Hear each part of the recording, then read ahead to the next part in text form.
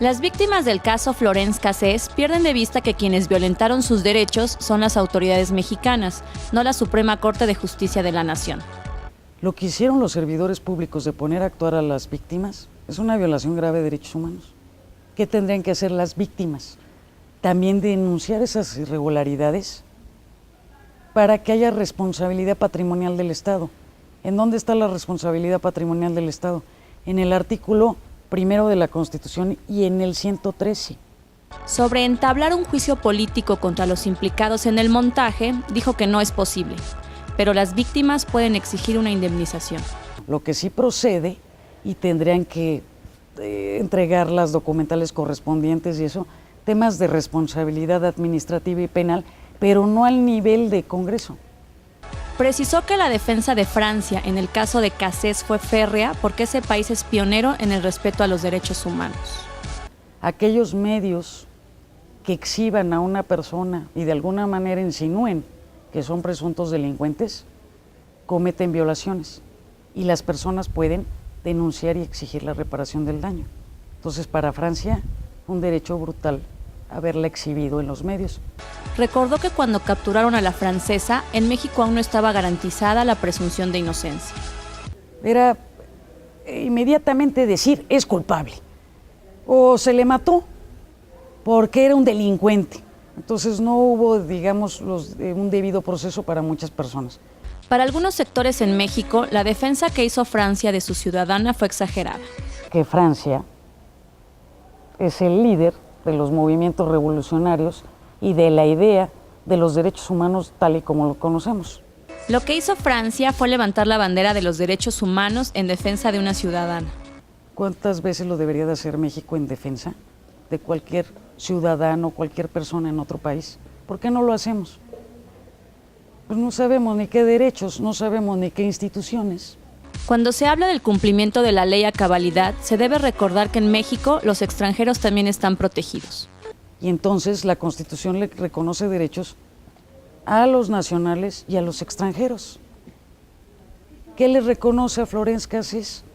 A que había jurisprudencia en la Suprema Corte sobre la presunción de inocencia.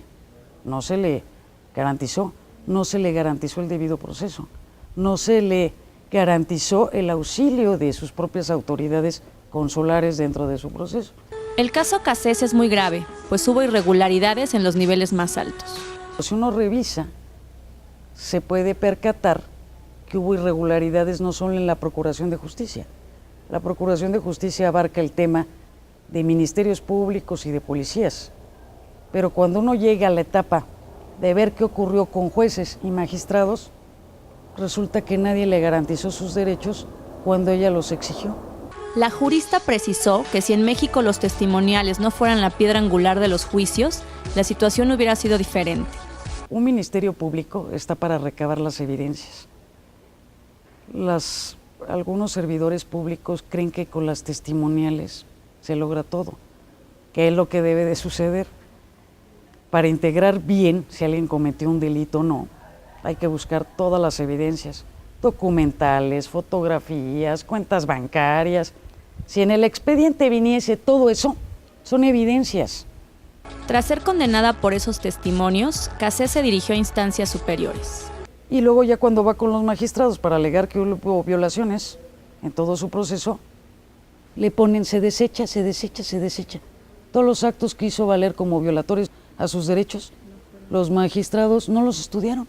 La decisión de la Corte, que terminó en la liberación de la francesa, fue correcta. Pero lo que acreditó la Suprema Corte en esa resolución es que el juez o todo aquel que intervino en ese asunto y los magistrados, si esas personas incurrieron también en violaciones a los derechos. Es inmediata libertad, que fue apegada al marco constitucional y al marco de los tratados internacionales de derechos humanos.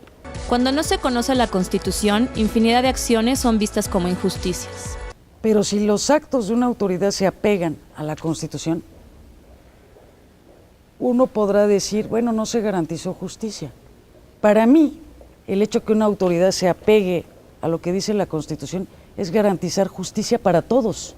El hecho de exigir que la encierren, que la maten, ahí parecen actitudes de Estado absolutista en donde otra vez caemos en la ley de la selva. sacan a la secuestradora, línchenla, mátenla, aviéntele piedras. Entonces, la ley de la selva no nos va a llevar a nada.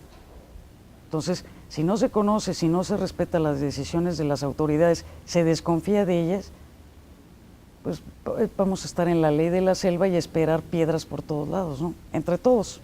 Con imágenes de Jorge Maldonado, edición de Ricardo Fuentes, informa en ferris.com.mx, Eliesheva Ramos.